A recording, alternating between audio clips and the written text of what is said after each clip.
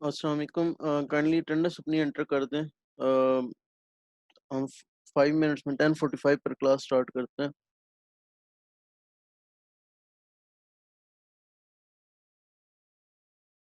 कल I guess शफकत और तूबा थे हमारे साथ, तो आज उज़ैर और आसिया अगर आ सकें, या शामिर और वरीशा, या कोई भी इन दोनों में से। उज़ैर अगर आ सकें और आसिया तो बेहतर होगा।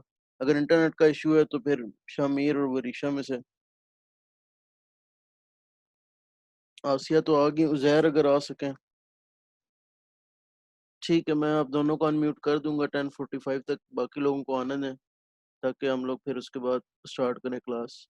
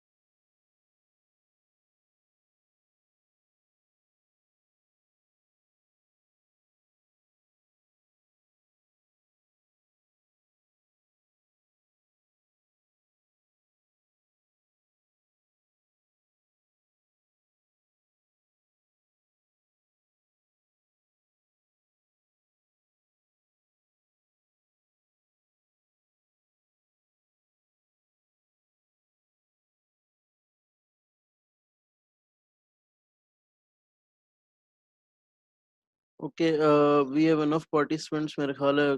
वैसे भी टाइम भी हो रहा है तो हम क्लास स्टार्ट करते हैं। मैं उज़ैर और आसिया आपको अनम्यूट कर रहा हूँ। बाकी ओके। असान सर।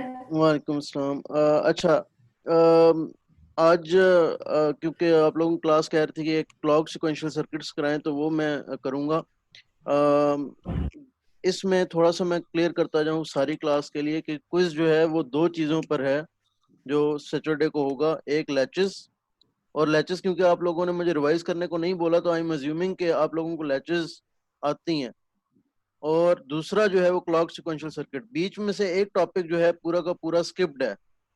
बीच में इन दोनों का एक टॉपिक आता है 5.4 जो कि फ्लिप फ्लॉप का है, तो उन उसका क्विज नहीं हो रहा। ठीक है ना। तो फ्लिप फ्लॉप इटसेल्फ जो है ना वो थोड़े बहुत जरूरत है क्लॉक सिक्वेंशियल सर्किट को समझने के लिए, लेकिन फ्लिप फ्लॉप खुद कैसे बने हैं वो जरूरत नहीं है सिक्वेंशियल सर्किट बना समझने के लिए। बस फ्लिप फ्लॉप की वर्किंग अगर आपको आती हो, डी फ्लिप फ्लॉप काम कैसे करता है, जे के टी फ्लिप फ्लॉप काम कैसे करते हैं, तो आप क्लॉक सिक्वेंशियल सर्किट को का काम देख सकते हैं, उनको वो समझ सकते हैं। फ्लिप फ्लॉप बने कैसे हैं वो 5.4 का मेन मकसद था। तो वो अगर ना भी आता हो आप क्लॉक सिक्वेंशियल सर्किट का एनालिसिस कर सकते हैं, वो जो आज हम करेंगे भी। तो फ्लिप फ्लॉप के बारे में तो आपने कहा था कि थोड़ा बहुत करा दिया जाए, लेकिन क्योंकि फ्लिप फ्लॉप के बगैर भी क्लॉक सिक्वेंशियल सर्किट समझ आ सकते हैं, तो इसलिए वो टॉपिक अगर ना भी समझ आता हो तो क्लॉक सिक्वेंशियल सर्किट आ सकते हैं, तो क्विज आप लोग कर सकते हैं। दूसरा, लैचेस को आप लोगों ने फिर खुद देखना है। ठीक है ना, क्योंकि लैचेस भी होंगी क्विज में, लेकिन लैचेस कदरे आसान थी। मैंने काफी उसमें डिटेल्ड आपको एनालिसिस कराए थे, बहुत सारी लैचेस आई थी, तो आप किसी भी किस्म की लैचेस एक्सपेक्ट कर सकते हैं। हम लोगों ने तो लैचेस की है ना जो कि सिंपली नैंड और नॉर की लैचेस की थी। ठीक है। फिर हमने ये लैचेस भी की थी कि दो नैंड पीछे लगा दिए थे।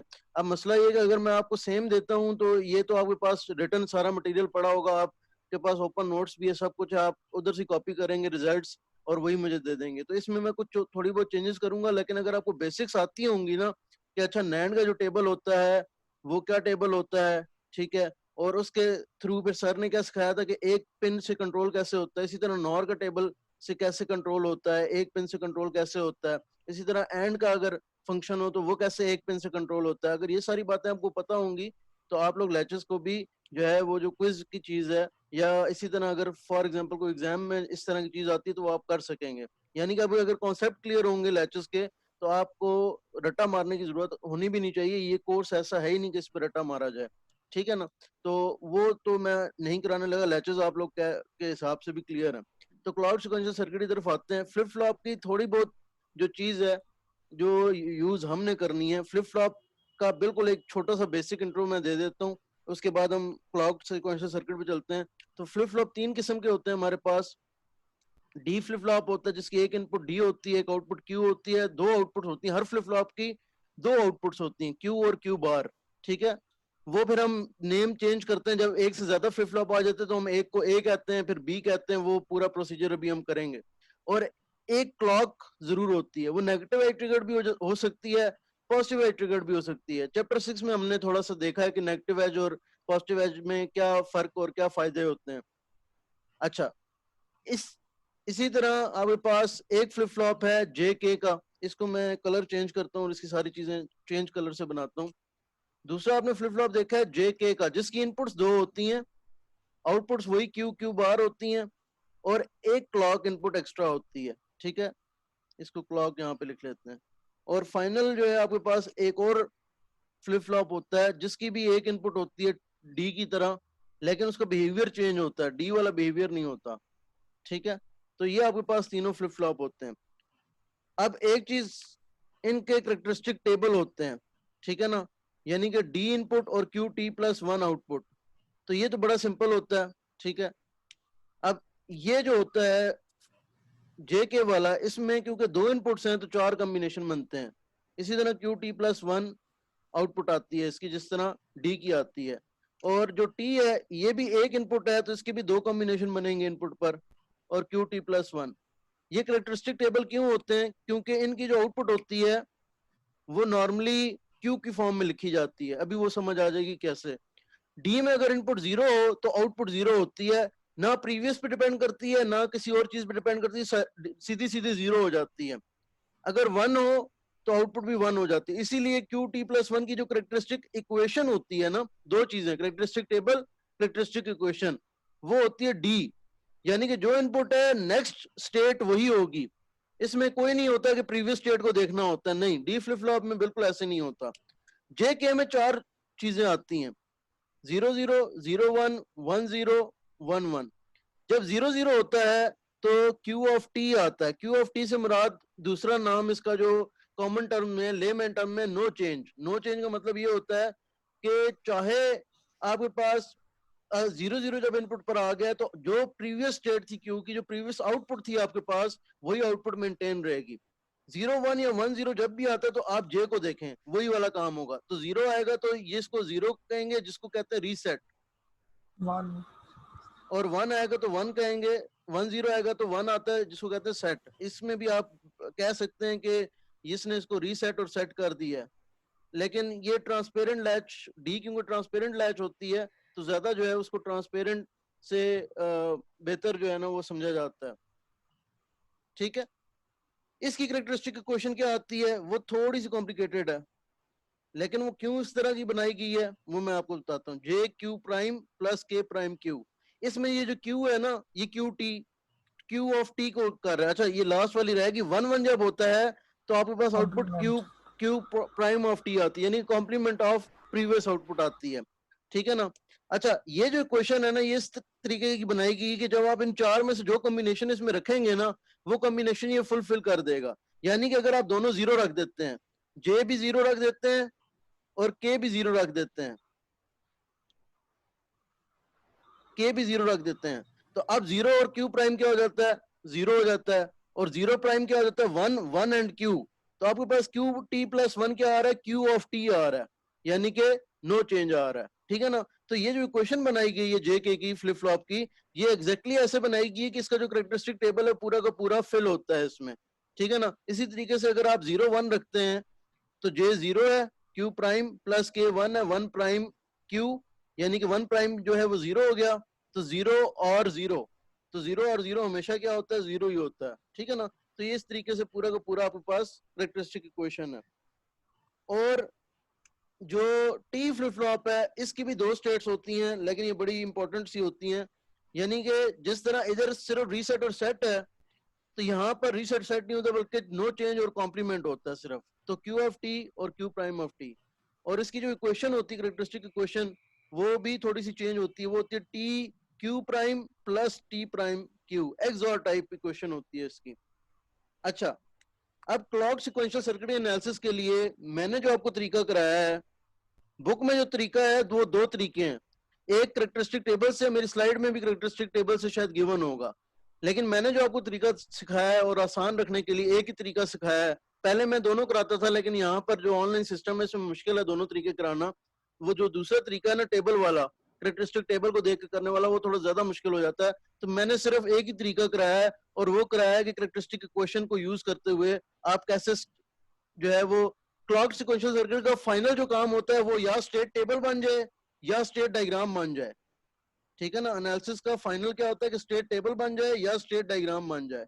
और वो स्टेट डायग्राम आपने इंटरप्रेट करनी होती है, यानी कि उससे आपने रिजल्ट क्या निकालना होता है वो मैं आज बताऊंगा एंड पे, क्योंकि वो क्विज के लिए इंपॉर्टेंट है। अगर आज ना हो सका तो कल बताऊंगा। वो क्विज के लिए, फाइनल एग्जाम के लिए इंपॉर्टेंट है कि स्टेट टेबल को रीड कैसे पढ़ना है। मेरी आवाज नहीं आ रही आसिया? आ रही है सर। सर आ रही है।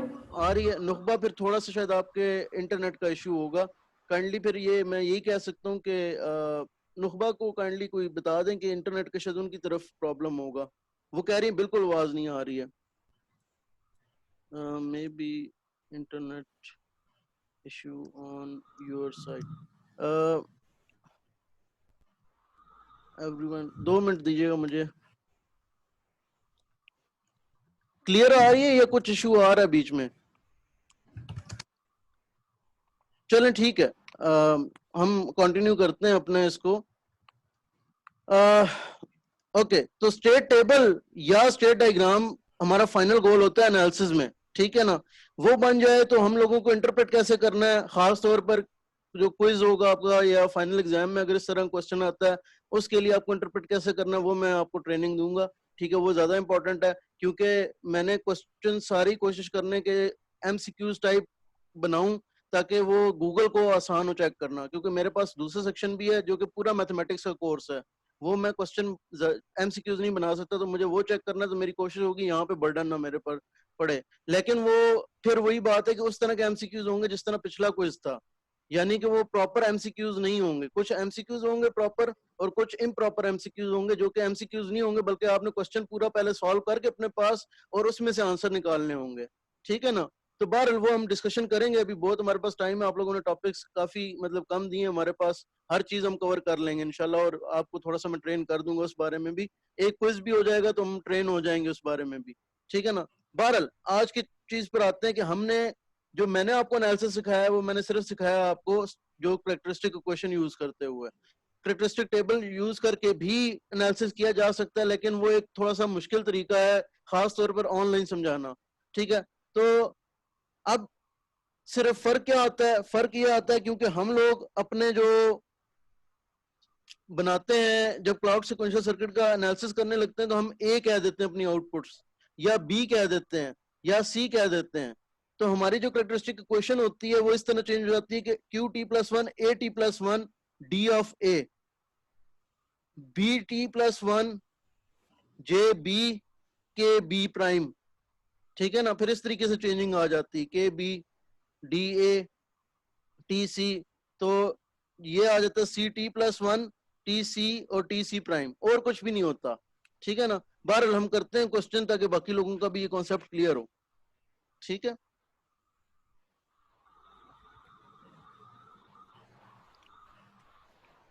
सो आपके पास क्लॉक सिक्वेंशियल सर्किट को पहचानने का एक ही तरीका है, और हमारा है ही क्लॉक सिक्वेंशियल सर्किट। हमारे पास एसिंक्रोनस सिक्वेंशियल सर्किट है भी नहीं।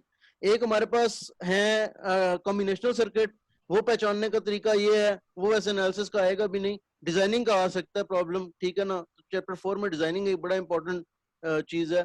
ठीक है, चैप्टर 6 के लिए आप इतनी तवज्जो ना दें। चैप्टर 6 का मेरे ख्याल है मैंने डिसाइड किया हुआ है कि कुछ भी नहीं डालेंगे। तो चैप्टर 6 आपको पढ़ा दिया हुआ है मैंने सारा, लेकिन उसके क्वेश्चन डालना मुश्किल है ऑब्जेक्टिव टाइप ना। तो बहरहाल लेकिन चैप्टर 4, 3, 4, 5 वगैरह को जरा अच्छे तरीके से करें, और 1 और 2 बहरहाल वो हम एंड पे इंशाल्लाह उसकी डिस्कशन करेंगे, तो आप लोगों को टेंशन नहीं होनी चाहिए, थोड़ा बहुत मैं आपको गाइड कर दूंगा। अच्छा, क्लॉक्स कॉम्बिनेशनल सर्किट में तो फ्लिप फ्लॉप होती ही नहीं है, ना कोई फीडबैक होता है, तो क्लॉक सिक्वेंशियल सर्किट में फ्लिप फ्लॉप लाजमी होते हैं, ठीक है। तो हमारे पास एक ही है कि क्लॉक सिक्वेंशियल सर्किट, अगर एनालिसिस के लिए फ्लिप फ्लॉप आते हैं तो वो क्लॉक सिक्वेंशियल सर्किट होंगे, क्योंकि एसिंक्रोनस तो हमने पढ़े भी नहीं है, ठीक है ना। तो इसी तरीके का एक जो सर्किट है वो मैं शेयर करता हूँ स्क्रीन, तो वो आपको नजर आ जाएगा। ये वाला एक सर्किट बना हुआ है, ठीक है। तो ये नजर आ रहा है जी उजैर, सर। और दूसरा मुझे नाम भूल गया, यस सर। आसिया, आसिया। आसिया सर। जी। तो ये देखें, इसमें 2 फ्लिप फ्लॉप लगे हुए हैं, ठीक है। दोनों की आउटपुट हमने नेम यस कर सर। दी ए और बी। या मेरे ख्याल है मैं पहले आ जाता हूँ प्रोसीजर पे, ताकि सबको आसानी रहे कि पहला प्रोसीजर क्या है। कि सबसे पहले हमने ये देखना है कि ये क्या क्लॉक सिक्वेंशियल सर्किट है, वो तो हमने देख लिया था, ठीक है। क्लॉक सिक्वेंशियल सर्किट अभी हमने देखा तो क्लॉक सिक्वेंशियल सर्किट था, ठीक है, क्योंकि फ्लिप फ्लॉप लगे हुए थे तो क्लॉक सिक्वेंशियल सर्किट था। नंबर 2, उसकी जो आउटपुट नहीं, जो फ्लिप फ्लॉप की आउटपुट्स हैं उनको नेम करना है। फ्लिप फ्लॉप आउटपुट को नेम कैसे करना है, उनको नेम देना है capital letters ABC, capital letter में नेमिंग करनी है, ठीक है। उसके बाद क्या करनी है कि फ्लिप फ्लॉप की इनपुट को नेम करना है, फ्लिप फ्लॉप की इनपुट को नेम करना है। वो नेम कैसे करना है, वो जो भी फ्लिप फ्लॉप हो उसके सबस्क्रिप्ट में नेम करना है, DA, JAKA या TA, वो जो भी हो उसके सबस्क्रिप्ट को आपने चेंज करना है, ठीक है। उजैर आपका माइक म्यूट हो गया, मैं आपको अनम्यूट कर देता हूँ। जो भी हो उसका सबस्क्रिप्ट में आपने चेंज करना है, ठीक है ना। फिर नंबर 4 क्या है कि जब आपने ओके फ्लिप सर। इनपुट का नेम कर दिया ना, फिर आपने फ्लिप फ्लॉप की इनपुट इक्वेशन फाइंड करनी है, फ्लिप फ्लॉप इनपुट इक्वेशन, ठीक है। वो कैसे आएंगी, ये थोड़ा सा ट्रिकी पार्ट है, ये अभी तक हमने नहीं किया, ठीक है ना। नंबर 5 मतलब पहले कर चुके हैं, लेकिन अभी आज के लेक्चर में हमने नहीं किया। फिर फ्लिप फ्लॉप करेक्टरिस्टिक इक्वेशन, यानी कि use flip flop input equation, flip flop input equation in flip flop characteristic equation. इससे आपके पास क्या आएगा, characteristic equation two make state equation. ये क्या चक्कर चल रहा है, फिफ्थ पार्ट है वो क्या है, फिफ्थ पार्ट ये कि AT+1 आप बनाएं। कैसे बनाएं कि अगर आपके पास जो है ये D फ्लिप फ्लॉप है या J के फ्लिप फ्लॉप है, तो JA plus KA prime, sorry JA prime plus KA prime A जो है, ये अगर आपके पास आया हुआ है, ठीक है ना, तो आप इसमें जो J और K प्राइम की वैल्यूज पुट करें और पूरी की पूरी फ्लिप फ्लॉप, पूरी की पूरी स्टेट इक्वेशन बना लें। और फिर छठा जो है वो स्टेट इक्वेशन को यूज करते हुए आपने क्या करना है, स्टेट टेबल बनाना है। Use state equation two make state table, बस ये आपका काम है। फिर स्टेट टेबल को इंटरप्रेट कैसे करना है, वो अगर आज टाइम हुआ तो हम आज सीख लेंगे, वरना कल सीख लेंगे। और हो सकता है कि हमारा एनालिसिस 2 दिन कल भी एनालिसिस चल पड़े, कोई मसला नहीं है। थोड़ा सा इंपॉर्टेंट टॉपिक है तो मैं कल डी, अगर आज डी का होता है तो फिर जे के का मैं कल करा दूंगा, टी का मैं कल करा दूंगा, कोई मसला नहीं है, ठीक है ना। अच्छा, तो ये पांचों 6 के 6 स्टेप जो है ना फॉलो करना है। सबसे पहले क्या करना है, सबसे पहले हम जाके देखते हैं कि हमारा जो सर्किट है वो क्या, हमारा ये जो सर्किट है क्या ये क्लॉक सिक्वेंशियल सर्किट है, तो फ्लिप फ्लॉप लगे हुए हैं और सिंक्रोनस है, कोई फीडबैक वैसे पाथ नहीं है। इसके अलावा कि ये जो आ रहा है फ्लिप फ्लॉप के आउटपुट से, तो ये क्लॉक सिक्वेंशियल सर्किट है। और वैसे भी हमारे पास क्योंकि दूसरा सिक्वेंशियल सर्किट तो है नहीं, तो हमारे क्लॉक सिक्वेंशियल सर्किट ये फ्लिप फ्लॉप आ गए। फिर दूसरा काम हमने क्या किया कि देखें फ्लिप फ्लॉप के आउटपुट को ए और बी नेम कर दिया, हालांकि इनके आउटपुट का नाम क्यू बार होता है, क्यू बार होता है। लेकिन जब एक से ज्यादा फ्लिप फ्लॉप आ जाते हैं या फिर जब हम एनालिसिस करते हैं तो हम इनको नाम देते हैं ए बार, बी बार, ठीक है। ये जो ए के साथ ये हल्का बात। सा, हाँ ये जो ए के हल्का सा डॉट लगा है ये बस फिगर को क्रॉप करते हुए आ गया, इसकी टेंशन ना लें, ठीक हो गया। अच्छा, उसके बाद थर्ड स्टेप क्या था कि इनपुट्स को नाम करें, ठीक है ना। अच्छा, ये ओके। फिर आप देखें ये एक्स और वाई इनपुट्स हैं, ठीक है, ए और बी स्टेट्स हैं, सॉरी वाई आउटपुट है, एक्स एक इनपुट है, ये एक्स जो है कॉम्बिनेशनल इनपुट है, ठीक है ना। ओके, तो अब आपने क्या किया, स्टेट को नेम दिया डी ए, ठीक हो गया, सॉरी फ्लिप फ्लॉप की इनपुट इक्वेशन को नाम दिया। तो फ्लिप फ्लॉप की इनपुट जो है वो डीए हो गई और दूसरे इसकी क्या हो जाएगी, डीबी हो DB हो जाएगी। जाएगी। ठीक है, अब आपने क्या करना है, इन फ्लिप फ्लॉप इनपुट की इक्वेशन लिखनी है, यानी कि डीए और डीबी की इक्वेशन लिखनी है।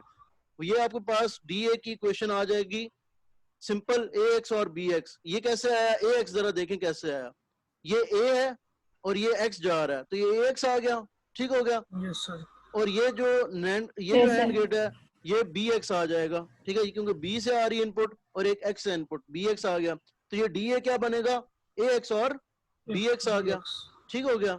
डी बी देखें, डी बी में ये ए कॉम्प्लीमेंट आ रहा है एक तरफ से और दूसरी तरफ से एक्स आ रहा है, X आ रहा डी बी क्या हो गया, ए कॉम्प्लीमेंट एक्स आ गया, है। ठीक है ना। तो ये आपके पास Yes, sir. डी बी की, और वाई की क्वेश्चन देख लें, वाई की क्वेश्चन भी आ जाएगी इसी तरह, ए और बी से जो है वो इसकी इनपुट आ रही है और एक एक्स कॉम्प्लीमेंट आ रही है, तो वाई जो है ए और बी एक्स कॉम्प्लीमेंट। तो अगर आउटपुट है तो आउटपुट की भी आपने देख लेना है किस तरह से आ रही है, क्वेश्चन लिख लेनी है।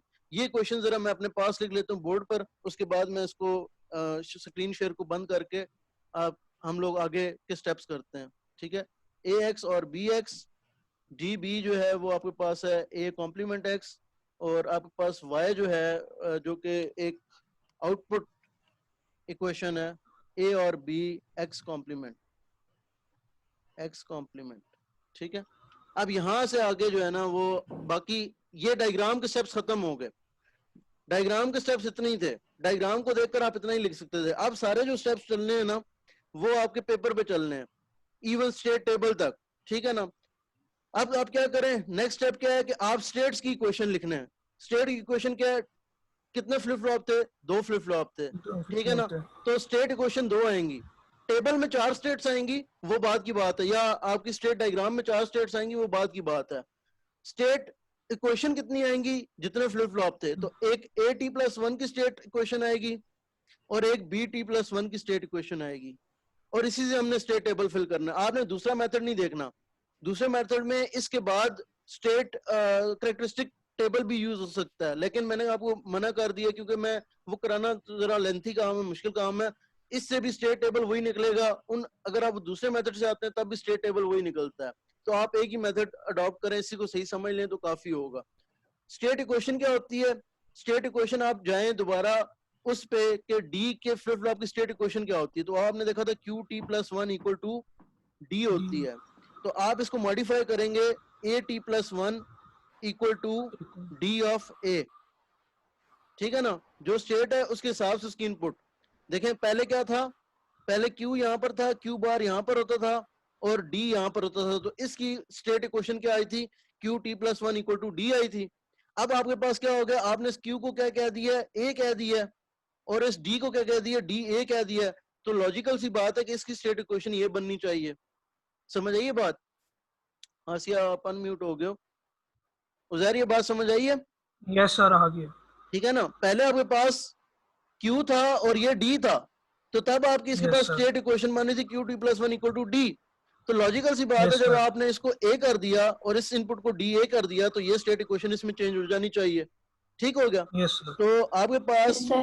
इसी तरीके से ये DA बन जाएगा, और क्योंकि अब आपने इसके आउटपुट को B कह दिया है और इनपुट को DB कह दिया है, तो ये स्टेट इक्वेशन DB बन जाएगी, DB ठीक हो गया।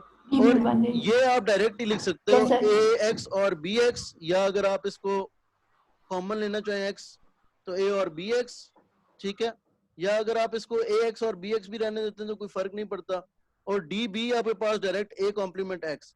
तो अब आप इसको बीच में से हटा भी दें DA को, तो आप कह सकते हैं कि ये आपकी स्टेट इक्वेशन ऑब्टेन हो गई है। ये स्टेट इक्वेशन में आपने एंड तक जाना है, ठीक है ना, बीच में D वगैरह नजर नहीं आना चाहिए। और फाइनली आपके पास एक आउटपुट इक्वेशन है y इक्वल टू a और b x कॉम्प्लीमेंट। अब स्टेट टेबल बनाने के लिए ना आपने, अच्छा थोड़ा स्लो हो जाता हूं मैं, ठीक है। स्टेट टेबल बनाने के लिए देखें, अच्छा मैं थोड़ा सा रिवाइज यहाँ पे कर लेता हूँ। सबसे पहले आपने क्या किया, आपके पास स्टेट डायग्राम थी, ठीक है। स्टेट डायग्राम से आपने क्या किया कि उसकी स्टेट्स को नाम दिया a और b, ठीक है। और स्टेट का नाम देने के बाद उसकी जो फ्लिप फ्लॉप की आउटपुट्स थी उनको नाम देने के बाद आपने उसकी इनपुट्स को नाम दिया, फिर उसकी इनपुट्स इक्वेशन लिखी, ठीक है। उसके बाद मैंने कहा अब आप डायग्राम छोड़ दें, ठीक है, डायग्राम आपको जरूरत नहीं पड़ेगी, ठीक है। डायग्राम के बाद आपने क्या करना है कि फ्लिप फ्लॉप की कैरेक्टरिस्टिक इक्वेशन लिखें और उस कैरेक्टरिस्टिक इक्वेशन में जो नई आपके पास इनपुट्स आई हैं इनको यूज करते हुए आप वो नई अपनी स्टेट इक्वेशंस इस सर्किट की स्टेट इक्वेशंस नहीं बना लें। ठीक हो गया? तो AT+1 और BT+1 अब आपके पास स्टेट इक्वेशन आ गई है। ये सारे स्टेप करने के बाद अब आपको सिर्फ ये इक्वेशन 3 चाहिए स्टेट टेबल फाइंड करने के लिए, तो अब आप इसको भी भूल सकते हैं। अब आपको सिर्फ ये 3 इक्वेशन चाहिए स्टेट टेबल फाइंड करने के लिए, तो मैं इनको टॉप पे लिखता हूं ताकि मैं इससे स्टेट टेबल फाइंड कर सकूं। AT+1 इक्वल टू A और B x, BT+1 equal to A complement x और y चले हम इधर ही लिखा रहने देते हैं। बस ये अब आपको स्टेट टेबल जो तकरीबन सेकंड लास्ट स्टेप या लास्ट भी माना जा सकता है किसी फॉर्म में, ठीक है, वो काम करने के लिए आपको बस ये स्टेट इक्वेशन, यानी कि आपके पास जितने फ्लिप फ्लॉप थे ना, A और B 2 फ्लिप फ्लॉप थे, उनकी आपको कैरेक्टरिस्टिक इक्वेशन चाहिए। अगर 3 होते तो 3 की कैरेक्टरिस्टिक इक्वेशन चाहिए होती और एक आउटपुट इक्वेशन अगर आउटपुट आती उसमें। कुछ सर्किट में ऐसा होगा कि आउटपुट जो है वो होगी नहीं, या उसमें हम कहते हैं कि स्टेट जो है वो खुद ही आउटपुट होती है, तो उसमें फिर आपको आउटपुट निकालने की जरूरत नहीं। तो जितने फ्लिप फ्लॉप होंगे उतनी स्टेट इक्वेशन आप फाइंड कर लें। ठीक हो गया? अच्छा, अब स्टेट टेबल की तरफ आए। स्टेट टेबल के लिए आपके कितने कॉलम बनेंगे? आप देखेंगे आपकी स्टेट्स कितनी है और आपकी इनपुट्स कितनी है। और ऐसा भी हो सकता है कि एक्स वाली इनपुट या कोई एक्सटर्नल इनपुट ना हो, खुद ही स्टेट्स जो है वो इनपुट्स बन रही हो। ठीक है? अगर आप अपना, मैं आपको एक हिंट के तौर पर आपका बुक का एक सर्किट दिखाना चाह रहा हूं। यहां पर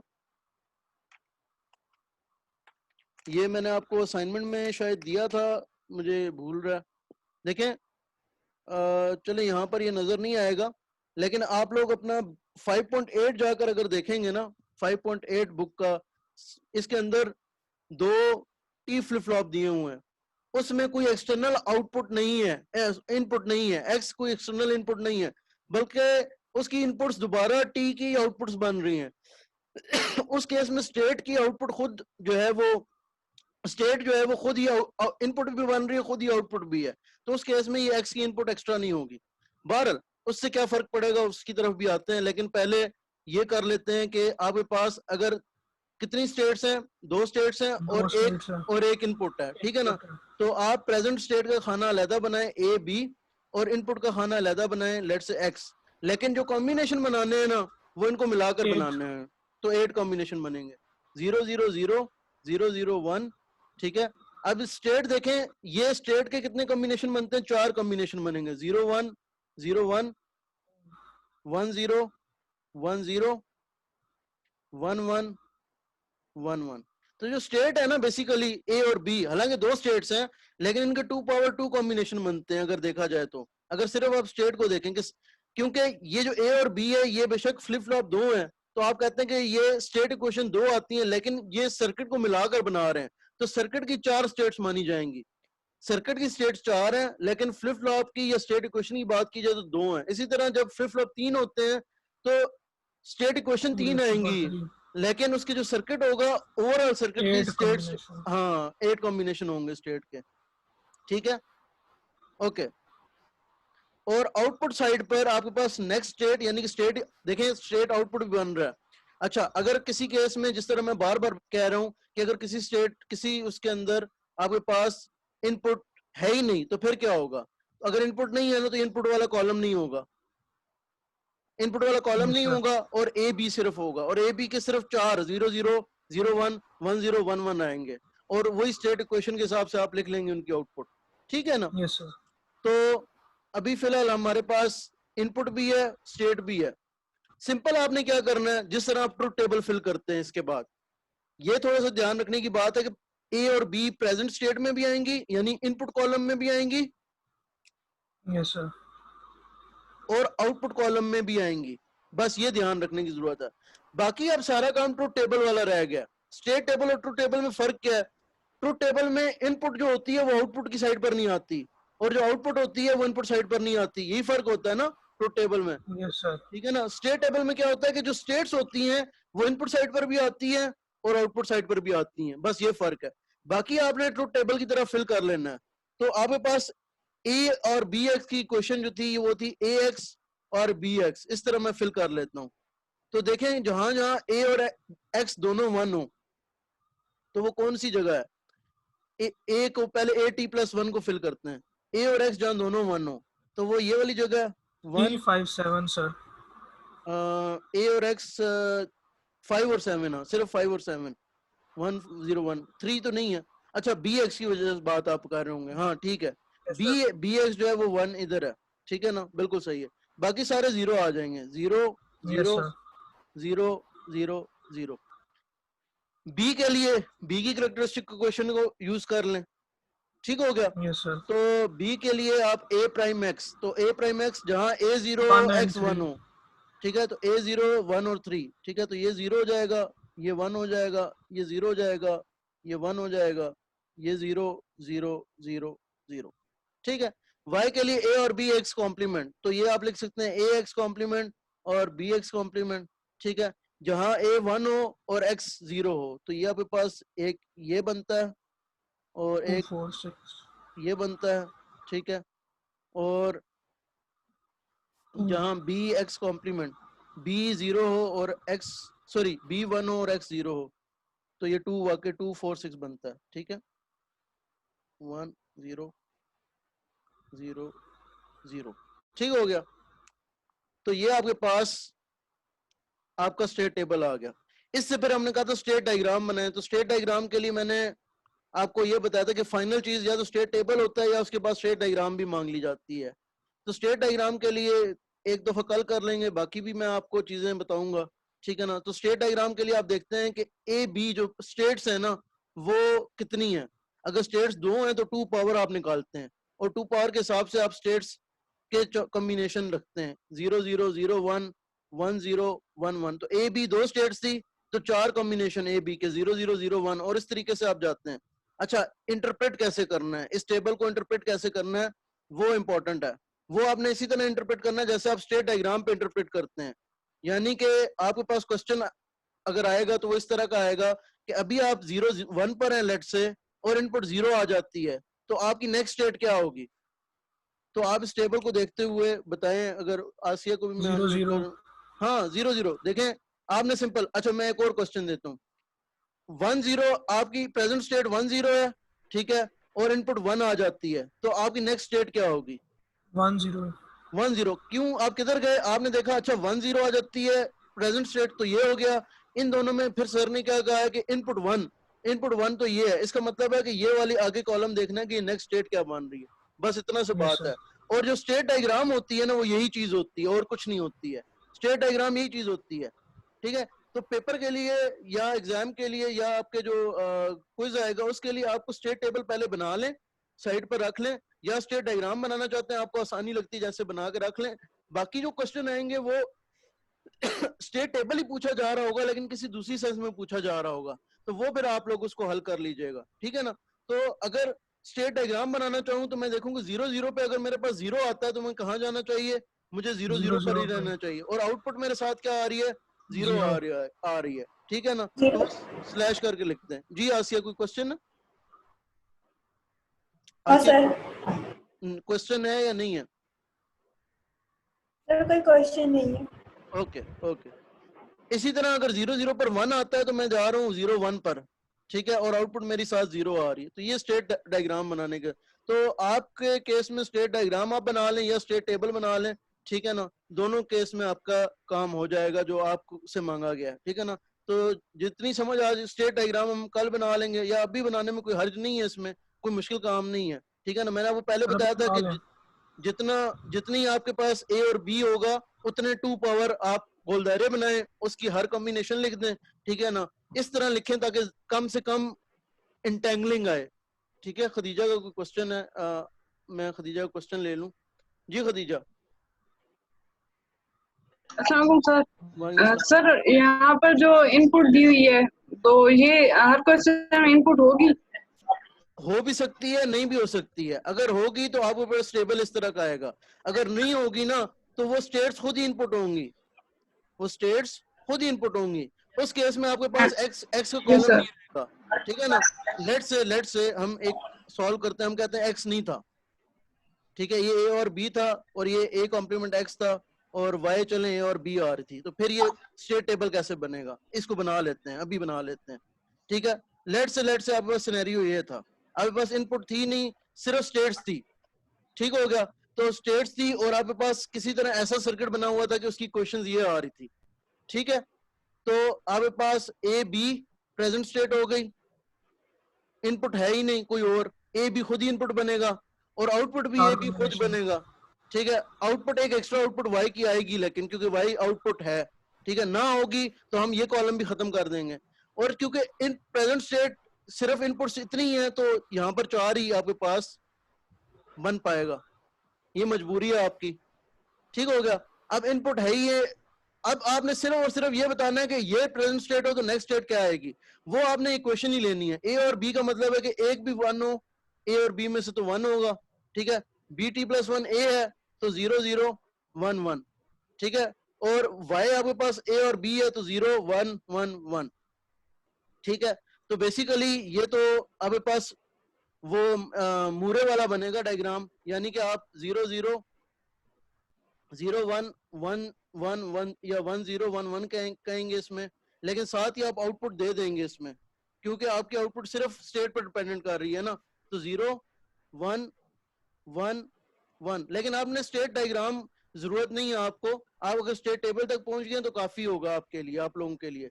लेकिन आपने इंटरप्रेट कैसे करना है, इसमें क्वेश्चन पूछा जा सकता है कि अगर प्रेजेंट स्टेट 0 0 है तो नेक्स्ट स्टेट क्या होगी, तो आंसर होगा सिंपल 0 0, बस इतनी सी बात है।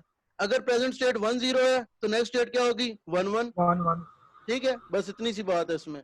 ठीक है, तो 0 0 है तो नेक्स्ट स्टेट 0 0 है, बस बात खत्म। एरो इसी तरह होगा क्योंकि इनपुट है ही नहीं, एरो के ऊपर इनपुट आती है ना, जब इनपुट है ही नहीं तो बस ट्रांजिशन होगी। फिर आप 0 1 Yes. पर होते हैं तो 1 0 आएगा, तो 1 0 ये है तो इधर चले जाएंगे। ठीक है ना, और अगर 1 0 पर 1 होता है 0. 1 1 आएगा, या 1 1 1 1. पर होता है तो 1 1 आएगा, बस ये इसकी स्टेट डायग्राम बनती है। लेकिन स्टेट डायग्राम आपको जरूरत नहीं होगी, लेकिन स्टेट टेबल आपको इंटरप्रेट करना आना चाहिए। वो इंटरप्रिटेशन जो है ना, वो स्टेट डायग्राम ही बेसिकली है। यानी जो आपसे पूछा जा रहा है ना, वो है स्टेट डायग्राम ही, लेकिन वो आप स्टेट डायग्राम बनाए बगैर भी बता सकते हैं मुझे। अगर आप स्टेट टेबल तक पहुंच गए ना, तो स्टेट डायग्राम आपने बनाई है या नहीं बनाई है आप बता सकते हैं मुझे, वो आपका Yes, sir. इशू है। ठीक है ना, आप अब देखें, आपसे मैंने नहीं पूछा कि स्टेट डायग्राम बनाए आप, मैंने आपसे जो चीज पूछी है वो आप स्टेट डायग्राम बनाकर भी बता सकते हैं, स्टेट टेबल भी। मैंने आपसे रफ वर्क नहीं मांगा, तो आपकी मर्जी आप बनाए या ना बनाए। Yes, ठीक है sir. ना, हाँ बस इतनी सी बात है। कोई और क्वेश्चन है? No, sir.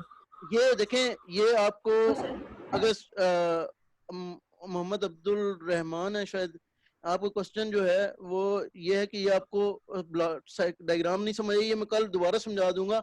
लेकिन आपको सिर्फ अगर स्टेबल भी इंटरप्रेट करना आ गया ना, कि अगर प्रेजेंट स्टेट ये वाली है और नेक्स्ट स्टेट ये वाली है, मैं स्टेट डायग्राम कल दोबारा समझा दूंगा। ठीक है, ये स्टेट टेबल होता है, स्टेट डायग्राम।